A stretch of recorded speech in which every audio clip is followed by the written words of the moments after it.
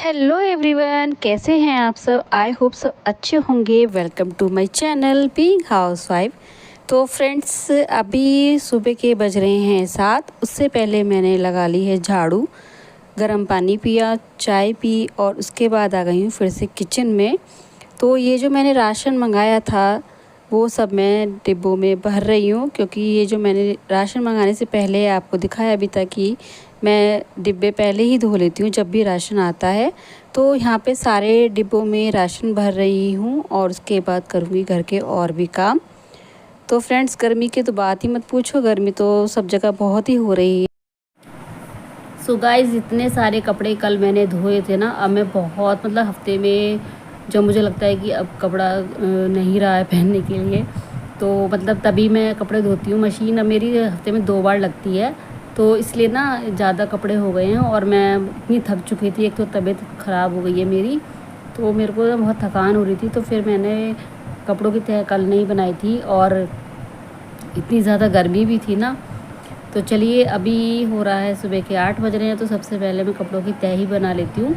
और उसके बाद जो मैंने कल वो फली ली थी ना ग्वार की, तो मैं उसको कटिंग करके रख दी है और बॉयल करके भी रख दी है। फिर उसके बाद किचन में जाऊँगी और फली बनाऊँगी। नाश्ते में आज फली हो जाएगी। तो चलिए, बना लेती हूँ मैं कपड़ों की तह।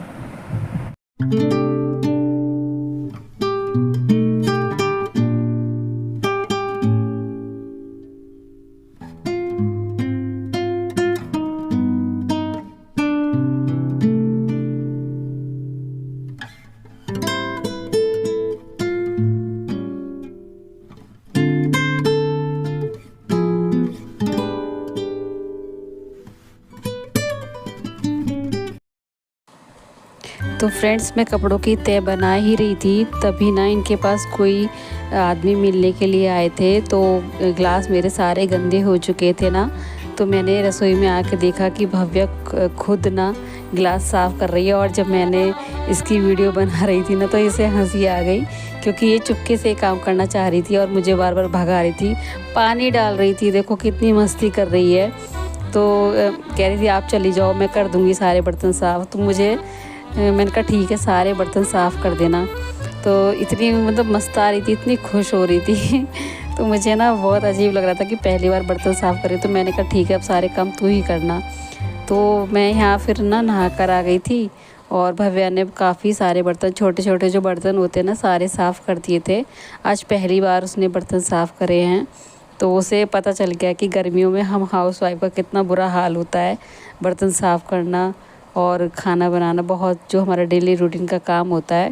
कह रही थी कि मम्मी, मेरे बर्तन साफ़ करने में ना हाथ थोड़े से, बच्चे के जब काम नहीं करते ना तो सॉफ्ट हाथ रहते हैं, थोड़े से हाथ उसके वैसे हो गए हैं। लेकिन मुझे तो खुद ही नहीं अच्छा लगता अपने बच्चों से काम कराना भी। कर लेंगी, एक उम्र होगी तब अपना आप कर लेगी, सब सीख लेते हैं। ऐसा कोई नहीं है कि घर गृहस्थी में रह रहे हैं किसी के बच्चे और काम करना ना सीखें। तो मैं टाइम टाइम पे सब कुछ सिखाऊंगी, अपने बच्चों को ज़रूर सिखाऊंगी। ऐसा नहीं है कि अपनी बेटी को कुछ ना सिखाऊं, लेकिन ज़रूर सिखाऊंगी मैं। लेकिन टाइम आने दो, अभी टाइम, क्योंकि अब ना ज़माना थोड़ा सा चेंज हो गया है। क्योंकि पढ़ाई इतनी हो गई है ना कि इनके बच्चों को टाइम ही नहीं मिलेगा कि घर का कुछ काम करें।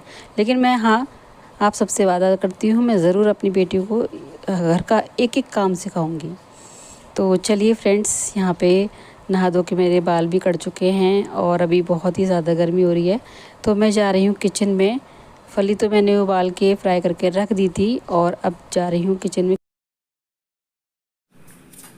तो गाइज, मैं आपको दिखाती हूँ कि मैंने ना कुछ लिया था। तो आप बताना कि देखो, कभी कभी क्या होता है कि हम हमेशा महंगे कपड़े पहनते हैं। तो कभी कभी क्या होता है कि कभी जब हमें सस्ता मिलता है तो हमें ले लेना चाहिए। और ये तो बहुत गुस्सा हो रहे थे कि गली में बेचने आया है तो तूने ले लिया इतना सस्ता सा। तो आप इनके रेट सुनोगे ना तो बहुत ताज्जुब करोगे। तो ये है नाइट सूट, और ये नाइट सूट का पजामा है, और ये इसका ऊपर का टॉप है। ये देखिए, ये इसका ऊपर का टॉप है। तो ये मैंने अपनी बेटी के लिए लिया था, और कैसा लग रहा है मुझे बताना कमेंट में। और दूसरा एक मैंने ये लोअर लिया था, उसी के लिए लिया है, बेटी के लिए। तो ये भी बताना कमेंट में कैसा लग रहा है। और एक ये वाला लिया है, तो ये भी बहुत अच्छा है और इसमें दोनों साइड पॉकेट है। तो ये मैंने ये तीनों चीज़ें ना, आप यकीन नहीं करोगे, मैंने 300 रुपये में लिए ये तीनों चीज़ें। तो आप बताना मुझे देख के, आप कमेंट करके कि मतलब सही है। तो हमेशा ना महंगी चीज़ें खरीदते हैं, कभी कभी इस तरीके की चीज़ें भी लेनी चाहिए और घर में ही पहनना है, रात को पहनना है, तो क्या दिक्कत है ऐसी चीज़ें लेने में भी।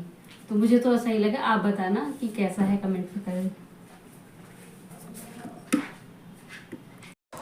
तो फ्रेंड्स मैं यहाँ पर आ गई हूँ किचन में फिर से, और मैंने यहाँ पे ना कढ़ाई में रख दिया है तेल।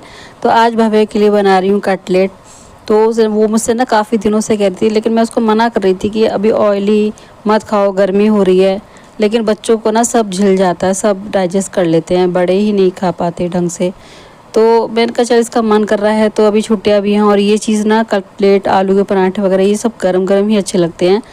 मैंने कहा चलो ये आराध्य तो अपनी बुआ के घर है, यही है, तो चलो इसकी फरमाइश मैं पूरी कर देती हूँ। मेरे बच्चे जो भी कहते हैं ना खाने में बनाने को, मैं वही बना देती हूँ। और बच्चे क्या, मेरे घर पे जो भी आता है, जो मेरे घर में हैं भी, जो भी मतलब अगर ये कहें या सासू माँ कुछ भी कहे, तो मैं वही चीज़ बना के उनको खिलाती हूँ, मुझे अच्छा लगता है। तो ये देखिए फ्रेंड्स, कटलेट का ना सारा अच्छे से तैयार हो गया है। और ये ना मतलब बेसन में लपेट के बनाऊँगी। यहाँ पे बेसन का घोल तैयार हो चुका है, तो सब मतलब तैयार कर दूँगी। और एक सरप्राइज़ भी है, मुझे खुद नहीं पता था, तो आपको दिखाऊंगी, बने रहिए व्लॉग में ज़रूर। और अगर चैनल पे नए आए तो प्लीज़ चैनल को सब्सक्राइब कर देना, कमेंट करना व्लॉग में आपको क्या अच्छा लगता है, क्या नहीं अच्छा लगता है, और किस तरीके के व्लॉग बनाऊँ मैं। तो चलिए सबसे पहले बेसन वाले ही मैं कर देती हूँ। और मम्मी जी भी नहा चुकी हैं, इनके पास कोई आया हुआ है, तो ये तो अभी नहीं खाएंगे, बस मम्मी जी को और भव्या को बनाऊँगी। तो यहाँ पे बस ये बहुत ही अच्छे लगते हैं, बहुत ही टेस्टी लगते हैं। पहले तो मैं सोच रही थी कि बड़ा पाव बनाऊं, लेकिन पाव नहीं थे ना, तो फिर मैंने बस ऐसे ही बेसन में लपेट के, बहुत टेस्टी लगते हैं ये फ्रेंड्स। तो यहाँ पे ना देखिए सारे मैंने जो है कटलेट डाल दिए हैं, दोनों तरीके के कटलेट हैं और डाल दिए हैं। और मुझे खुद नहीं पता था कि आयुष अभी आएंगे, और मैं अभी तल ही रही थी, तो एकदम से ना आयुष आए और पैर छूने लगे। तो मैंने कहा देखा, ऐसा होता है कि दाने दाने पर लिखा है खाने वाले का नाम, तो ऐसा होता है, आपने सुना ही होगा ये कहावत। तो वैसे तो वो शाम को आने वाले थे, लेकिन मुझे बहुत अच्छा लगा कि मैं बना रही थी और वो एकदम से आ गए, तो अभी मैं उनको भी दे दूँगी। और भव्या पहले खड़ी थी लेने के लिए, लेकिन अभी आयुष आ गई तो मैं सबको ला के दे दूँगी। सॉस से खाएंगे बच्चे, और इनको तो भी चाहिए नहीं, क्योंकि ये तो ये देखो आ गए ना, पैर छू के गए हैं ये भी। तो बस उसके बाद बच्चों ने खा लिया, सबने खा लिया, और ये नहाने के लिए गए हैं। तो टाइम तो बहुत हो चुका था, 12:30 या पौने 1 ऐसे ही हो रहा होगा। तो यहाँ पे ना फिर इन्होंने कटलेट खाए तो थे, लेकिन वो वाली बात नहीं, क्योंकि मैंने बना के रख दिए थे हॉट केस में। लेकिन कैसरोल में बना के रख दो ना, लेकिन वो वाली बात नहीं आती जैसे कि गरम गरम खाते हैं। पर क्या था कि इनके पास कोई जो आए थे वो जा ही नहीं रहे थे, तो इन्होंने बोला कि मुझे डायरेक्ट खाना ही लगा दो। तो मैंने ना खाने में जो सेम की फली बनाई है ना, ग्वार की बनाई है, तो वो मैंने इनकी थाली में रख दी थी। और ये जो सोयाबीन की बरी बनाई थी, तो मैंने इनसे पूछ लिया था कि खाओगे नहीं, क्योंकि आपने रात खाना नहीं खाया था, तो सब्जी रखी है। बोलने लगे कि हाँ ले आओ। तो फिर मैंने इनके लिए ना सोयाबीन की बरी भी दे दी थी साथ में। और ये देखिए दोपहर का लंच इनका तैयार है। बस इन्होंने ना 2 ही ब्रेड रोल खाए थे, ज़्यादा नहीं खाए थे, और 1 कटलेट खाया था। तो फ्रेंड्स इनका तो लंच डिनर एक साथ हो गया था। और उसके बाद मैं सोच रही थी कि किचन भी साफ़ कर दूं, बर्तन भी साफ़ कर दूं। मेरे सारे बर्तन हो चुके थे, सिर्फ मम्मी जी के बर्तन रह गए थे। तो ये भी मैं बर्तन साफ़ करके ना तभी रूम में जाऊंगी। और अभी टाइम ना आपको मैं बताती हूँ, 1:30 या पौने 2 ऐसे ही हो गए होंगे। तो अब तक मेरा जो दोपहर तक का सारा मेरा काम हो गया है। तो इस तरीके से ना घर के जो छोटे बड़े काम हो सभी कर लेते हैं, चाहे घर छोटा हो बड़ा हो, सफाई तो ज़रूरी ही होती है। चाहे गर्मी हो चाहे सर्दी हो, काम हमारे हाउसवाइफ के कभी भी नहीं रुकते हैं। तो बस यहाँ पे सारे बर्तन हो गए हैं। उसके बाद अब कर रही हूँ रसोई की साफ़ सफाई, जो भी गैस पे कपड़ा वगैरह लगाना होता है, काउंटर टॉप पे लगाना होता है।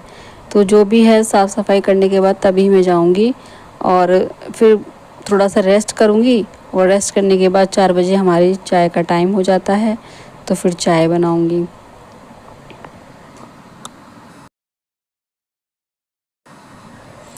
तो चलिए फ्रेंड्स, मेरा काम हो गया है, बस स्लैब को साफ़ करना रह गया है। तो चलिए मैं कर लेती हूँ काम, फिर आपसे मिलते हैं।